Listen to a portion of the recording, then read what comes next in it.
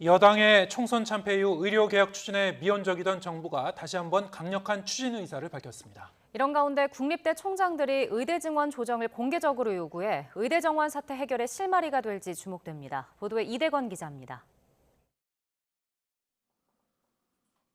범정부 차원의 의사 집단행동 중앙재난안전대책본부는 총선 하루 전부터 열흘 동안 단 한 번도 열리지 않았습니다. 관련 브리핑마저 없었습니다. 이처럼 정부가 미온적인 태도를 보이자 여권 내부에선 의대 증원 유예론, 단계적 추진론과 같은 유보적 목소리가 흘러나왔습니다. 그런데 총선 참패 이후 간만에 나온 정부 입장은 강력한 의료개혁 추진의 재천명이었습니다.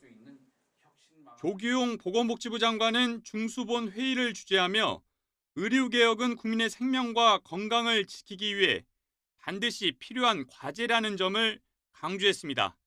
그러면서 각계의 합리적 의견을 충분히 수렴하면서 의료개혁을 흔들림 없이 완수해 나가겠다고 거듭 밝혔습니다. 총선 전 입장과 다른 게 없습니다. 이런 가운데 국립대 총장들이 의대 증원 규모의 조정을 공개적으로 요구하고 나섰습니다. 강원대와 경북대, 경상국립대, 충남대, 충북대, 제주대 등 6개 국립대 총장은 2025학년도 대학 입학 전형의 경우 대학별 여건을 고려해 증원된 의과대학 정원의 50%에서 100% 범위에서 자율적으로 신입생을 모집할 수 있도록 해달라고 정부에 건의했습니다. 이들 대학이 증원된 정원을 50%로 일찍 줄인다고 가정할 경우 내년 의대 정원은 4,542명이 됩니다. 현 정원보다 1,484명으로 늘어나는 건데 정부 계획인 2,000명보다는 큰 폭으로 줄어드는 셈입니다. 정부의 우호적인 국립대 총장들이 반기를 들었다고 보긴 어렵습니다.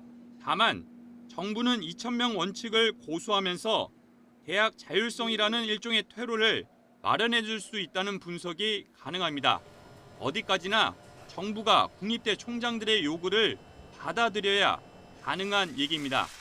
정부가 한덕수 총리 주재로 중대본 회의를 열흘 만에 개최하기로 한 만큼 좀 더 유연한 입장이 담길지 주목됩니다. YTN 이다운입니다.